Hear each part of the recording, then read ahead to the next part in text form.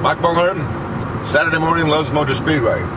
On our way out to watch the final round of practice for Sunday's 600. Ryan Newman's on the pole, looking strong. He looks strong in the All-Star race. Probably would have won if he hadn't been on the outside of a three-wide battle with Jeff Gordon and Kyle Busch. Tony sure looks strong too. He won the All-Star race when those three guys crashed. But the stories that we're watching today, TV. NASCAR's got a big meeting on Tuesday over the R&D Center to discuss what they say is the state of the sport. I have a feeling we're not being told the full story on that. But one problem for car owners and drivers alike right now is the state of the economy means when they have to go with their sponsors and sit down and negotiate contracts for next year, they need some ammunition. And sluggish ratings on TV, sluggish crowds, that's not going to be good for the bargaining table. We've already seen a lot of teams having to fold up because of the economy. So where we go now in terms of pumping up ratings, I don't know, but I tell you, the battle between the 600 and the 500 on Sunday, that's going to be interesting. For the last 10 years or so, the Indy 500 has been beaten by the 600. This year, I don't know. We've got this war going on between ABC, ESPN, and Fox, and I'm not really sure what that's all about. But ABC and ESPN began carrying the Indy 500, and Fox carries the 600. Interesting to see who comes out on top in the ratings battle there, if either of these two events actually draws anybody. Kind of strange. TV partners that aren't partners anymore. And what else can we say about that Jeremy Mayfield thing?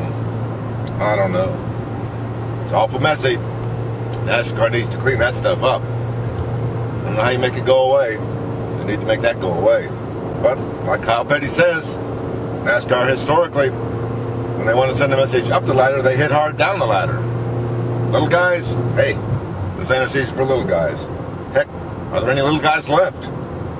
Jeremy Mayfield was one of the few owner drivers left out there trying to start up a team. J.J. Yaley didn't make the field in Jeremy's car. I don't know what the fate of that operation is going to be. Sort of a sad situation. Sort of an embarrassing situation. Not putting NASCAR in a good light. So maybe that will be addressed on Tuesday's meeting. NASCAR seems to be very sensitive about its image. It should be. Its image has been tarnished the last couple of days. What we need is a real good race. A real good 600. But the 600, traditionally, even when it goes from day to night, like it's going to be 4.5 hours here on Sunday, is traditionally a strategy race rather than a race. Gas mileage, remember how many times this race has been won on gas mileage?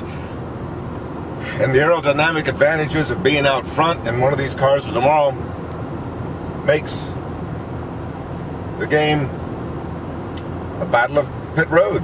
The guy gets off pit road first, hey, he's got an edge over everybody else.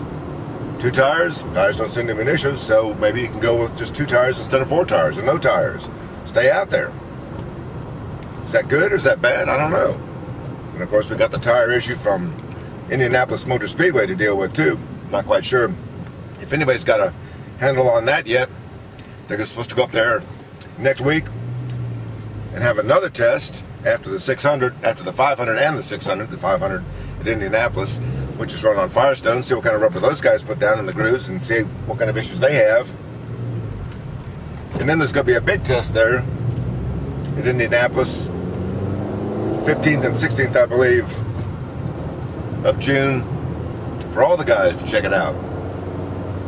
But doesn't look like it's shaping up too well unless Goodyear pulls something out of the hat. And then, of course, there's always the weather.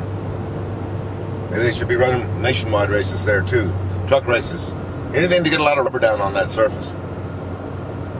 I don't think there's anything really sacred about Indianapolis anymore.